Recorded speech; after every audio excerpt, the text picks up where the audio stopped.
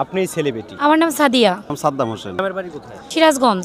সিরাজগঞ্জ। চান্দিকোনা প্রাথমিক বিদ্যালয় 5 পর্যন্ত। আমরা ক্লাসমেট ছিলাম। জি আমরা ক্লাসমেট। ছোটবেলায় প্রেম ছিল না, অলমোস্ট ছোটবেলা থেকে একজনকেই ভালো লাগছে, আমি যার এখন জীবন সঙ্গী। আমার প্রাইমারি থেকে একসঙ্গে বিবাহিত জীবন 14 বছর প্লাস। হ্যাঁ আমি খেয়াল করছি, ওকে অনেকে পছন্দ করছে। জি। আচ্ছা উনি বাদে দুই একটা ছেলের নাম বলেন তো। বলো, ভয় নাই। সুলাইমান, আশাদুল, বাবু, ইমরুল, মাসুদ। উনি জানে সবই, উনি সবই জানে। আমি শুধু চেয়েছি তোমার মতো। হ্যাঁ, ওরা আমার জন্য অনেক কিছু করেছে, আমাকে অনেক পছন্দ করত, কিন্তু আমি তো ওকে পছন্দ করতাম সেই ছোটবেলা থেকে। ওর জন্য হাত কাটছে তো। হ্যাঁ, একজন হাত কাটছে।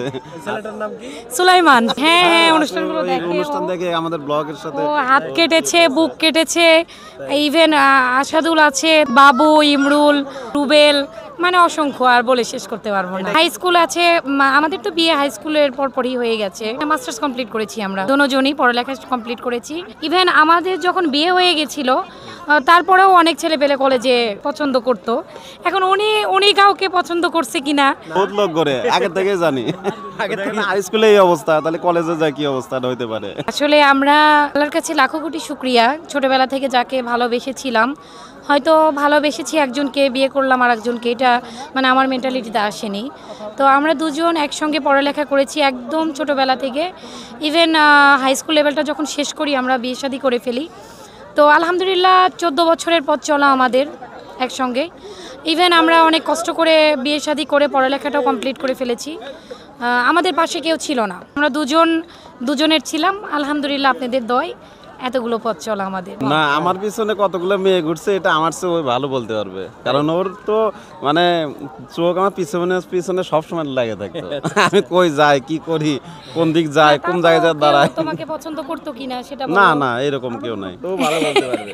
করতো, পছন্দ করতো বলতে ঋতু নামে একজন ছিল, খুশি ছিল, ওর ছোটবেলার পছন্দ করতো ওকে। আরো দুই একজন ছিল, কিন্তু ও মূলত আমাকেই পছন্দ করতো অনেক আগে থেকে। এবং আমার জন্য এক কথাই বলতে গেলে পাগল ছিল। জানি না আমার মধ্যে কি আছে যে এই ছেলেটা আমাকে সবসময় নোটিশ করতো, মানে সবসময় ফলো করতো আমাকে। অবশ্যই পাগল ছিলাম, নইলে এতগুলো ছেলের মধ্যে একজনকে বেছে নিতাম না। জাফর আছে, রূপচান আছে, মিলন আছে, একদম ছোটবেলার বন্ধু আমার ছোটবেলার বন্ধু বলতে তো ওই, তারপরে মিলন, কালাম। বান্ধবী আছে দোয়েল, আমার খুব কাছের বান্ধবী, রুকসানা, দোয়েল, বিথি, ইতি, তারপরে নিপুণ, জুবাইয়ের, আমার সঙ্গে সম্পর্ক আছে। প্রাইমারিতে আমার পছন্দের একটা টিচার ছিল রাজু স্যার। হাই স্কুলে আছে সিরাজ স্যার, অঙ্কে টিচার ছিল। কলেজে ছিল অরুণ স্যার। কলেজ ভার্সিটি দুইটা ওইভাবে একসাথেই শেষ করা হয়। প্রাইমারির সবচেয়ে কাছের এবং ভালোবাসার শিক্ষক ছিল প্রদীপ স্যার। হাই স্কুলে ছিল হচ্ছে আমার হাশেম স্যার, সিরাজ স্যার। এনাদের দুজনকে আমি খুব রেসপেক্ট করতাম এবং অনেক ভালোবাসি ওনাদের। আর কলেজ লেভেলে ছিল হচ্ছে সাত্তার স্যার ছিল, আর ভার্সিটিতে ছিল বিলাসগুণ রায়চৌধুরী। আমাদের হচ্ছে ম্যাডাম ছিল একজন হাই স্কুল লেভেলের, খোড়াশালী ম্যাডাম বলতাম আমরা ওনাকে। উনি প্রচুর পরিমাণ পিটাইতো। আর হচ্ছে আরেকজন শিক্ষক ছিল দেবব্রত সাহা, উনি গণিতে এতটাই হার্ড ছিল, উনি প্রচুর পিটাইতো। ওনাদের ওই স্কুল লেভেলে ওনাদের দেখলে না অনেক দূর দিয়ে যেতাম, আর ওনাকে ধরতে গেলে ওনাকে অনেক বকাবাজি করতাম আমরা দূর থেকে, মনে মনে বকাইতাম। এখনো দেখলে ভয় পাই, এখনো দেখলে ওনাদের দেখলে যে আমাদের দেখলেই ভয় পাই। পুনর্মিলনী হলো, ওর মধ্যে মানে ওই ফেসটা দেখলে কেমন যেন ভিতরটা কেঁপে ওঠে। মানে স্কুল লেভেলে ওনারা আমাদের খুবই পিটাইতো, খুব। বর্তমান যুগে কি আপনি মনে করেন যে প্রেম ভালোবাসা বলতে কিছু আছে বেশি? আমার লজিকে নেই কেন, যে এই যে দেখেন আমাদের জীবনের পথ চলা, ধরতে গেলে ছোটবেলা থেকে 5 বছর 6 বছর বয়স যখন আমাদের, তখন থেকে আমরা দুজনের পরিচিত।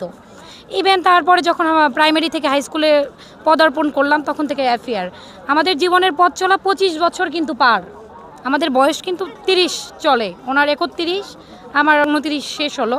ধরতে গেলে আমরা দুজনের পরিপূরক আছি 25 বছর। বর্তমান যুগের প্রেমটা হচ্ছে, আমি এই প্রেমটাকে প্রিফার করি না এই কারণেই যে ওদের হচ্ছে দেখবো যে 2 দিনের মধ্যে প্রেম হয়ে গেছে, ইভেন 2 দিনের মধ্যে আবার ওদের ব্রেকআপ হয়ে যাচ্ছে।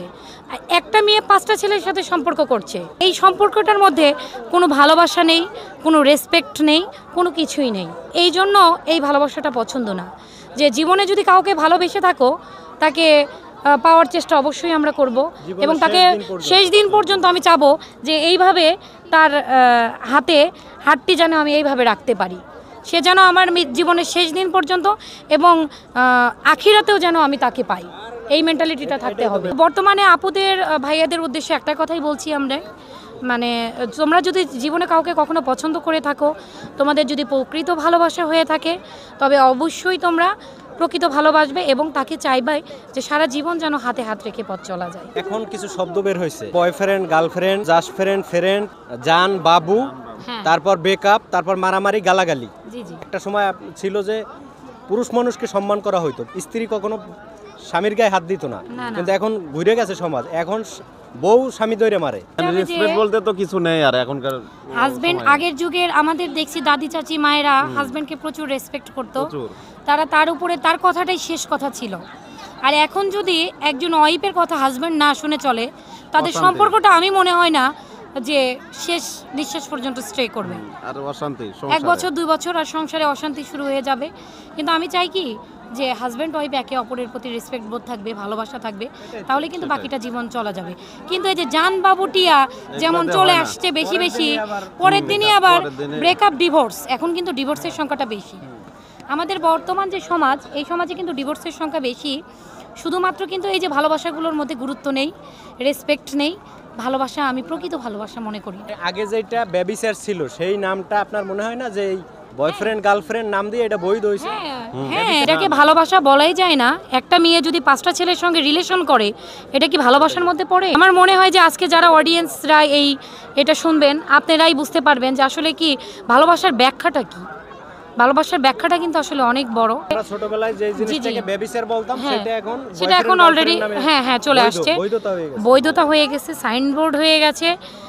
বয়ফ্রেন্ড, গার্লফ্রেন্ড, তারপরে ফ্রেন্ড, বাবু, সোনাটিয়া, ওই একই জিনিস। আমার পছন্দের ফুল হচ্ছে একদম গোলাপ, তো সবাই পছন্দ করে।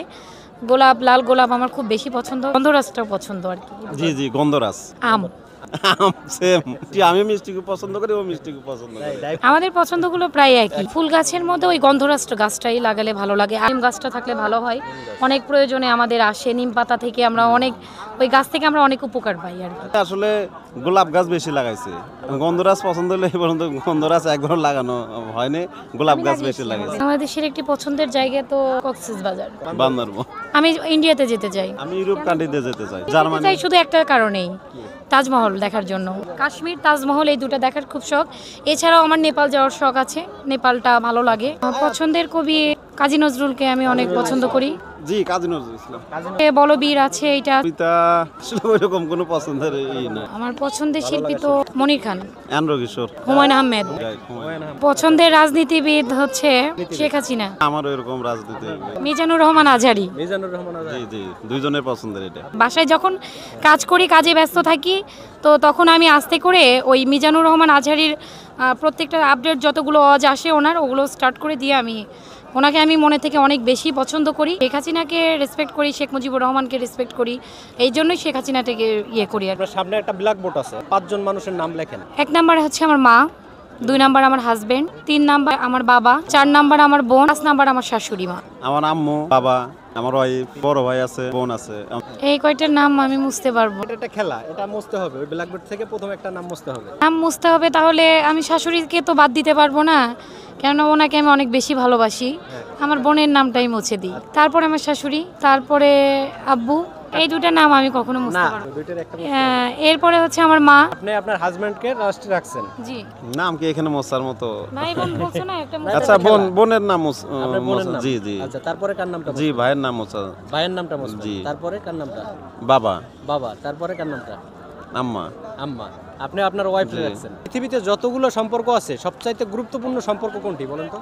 স্বামী স্ত্রী তো গুরুত্বপূর্ণ হওয়া উচিত। জি, আমার কাছে ওইটাই, মানে আদি পিতা আদম হাওয়া থেকে শুরু করে স্বামী স্ত্রীর সম্পর্কটা পৃথিবীটা কিন্তু শুরু।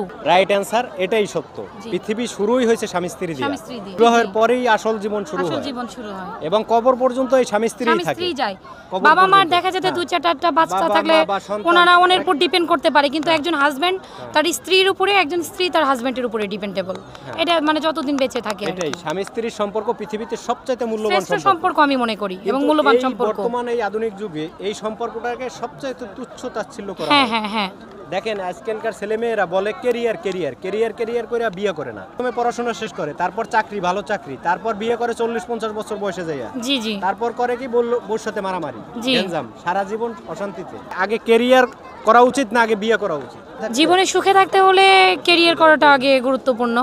কিন্তু কেরিয়ার করতে যে তো সবকিছু শেষ। কেরিয়ার আপনারা করতে বিয়ে গেলে করছেন, আপনাদের কেরিয়ার কি নষ্ট হয়েছে? নো নো নো নো তাহলে? না। তাহলে আর যদি এখন আপনাদের বয়স হয়েছে 30, এখন যদি আরো 10 বছর পর বিয়ে করতেন তখন কি হইতো আপনাদের? জীবন থেকে অনেক কিছু বাদ পড়ে যেত। তাহলে কেরিয়ার কিভাবে বললেন যে আগে? কেরিয়ার কেন বললাম আমি, career নষ্ট মানে হয়েছে? না, কেরিয়ার নষ্ট তাহলে আমাদের বিয়ের হয়নি। পর তো আপনার নষ্ট হয়। বিয়ের পরে আমাদের এতটুকু বিন্দুমাত্র কোনো ক্ষতি হয়নি, হয়তো বা আমাদের দুঃখ কষ্টের মধ্যে দিয়ে দিনটা পার করতে হয়েছে, কিন্তু যদি কেরিয়ার না হবে। খাইও বিয়ে করার পরে কেরিয়ার ওটা আপনি চলে আসবে, আল্লাহ প্রদত্ত, কেননা মুখটা আল্লাহ কেটেছে। উনি যদি আমার দায়িত্ব নেয়, আল্লাহ তাআলা সবার রিজিকের দায়িত্ব নিবে, এটাই হচ্ছে সবচেয়ে বড় কথা। তাহলে আমরা এখন বললাম কি আগে বিয়ে করতে হবে। জি জি, আগে তারপর বিয়ে করতে হবে, career। তারপরে কেরিয়ার। তারপর career আগে না। বিয়ে। নাকি? জি জি আপনারাও কিন্তু ভুল পথে ছিলেন, কিন্তু নিজেরা কিন্তু ঠিকই বিয়েটা করে নিছেন, কিন্তু পোলাপানরা কিন্তু ভুল মেসেজ দিচ্ছে। আমরা যদি মানে দুজন দুজনকে বিয়ে না করতাম তাহলে তো দুজন দুই দিকে চলে যেতাম, আমরা দুজন দুজনকে পেতাম না। বন্ধু বান্ধবরা এখনো বিয়ে করেইনি আমাদের, এই যে দেখেন। দুই একটা যারা বিয়ে করছে কই ভুল করছি বিয়ে না করে। যাই হোক, আপনাদের সাথে কথা বলে ভালো লাগলো। ধন্যবাদ ভাইয়া আপনাকে, আপনার জন্য অনেক অনেক শুভকামনা থাকলো।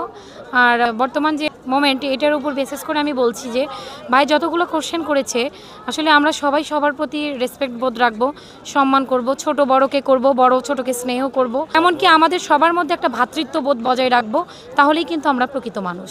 সেটাই, প্রথমে শুরু করছি বাল্য জীবন থেকে, জি, জি। হাসি কান্না সবকিছু, কিন্তু এখন যাই শেষ করলাম যেখানে, এটা কিন্তু একটা বড় একটা মেসেজ জি, জি। যে এখন কিন্তু এই কেরিয়ার করে ছেলে মেয়েরা নিজের জীবন নষ্ট করে, আর বিয়ে না করে পরকীয়া করে, আর একবার বউর সাথে এটা একটা প্রেম পাপ করে, পাপ। বা আরো অন্যান্য মেয়েদের জীবন নষ্ট করে, আবার মেয়েরাও অনেক অনেক ছেলেদের বিয়ে সাথে করেও সম্পর্ক ক্যারিয়ার করে। করা যায়, যেমন আমি, কিন্তু বিয়ে আমরা করে না। নিজেদের দিয়ে প্রমাণ। উনি সেটাই ক্যারিয়ার তো, করেছে না, আমি ক্যারিয়ার করেছি না আমার। সেটাই আপনারা তো একটা ডিস্টেন্স তো। জি তাই জি না? অবশ্যই। Okay, thank you so much, Okay, okay, ধন্যবাদ bye. ধন্যবাদ, থ্যাংক ইউ।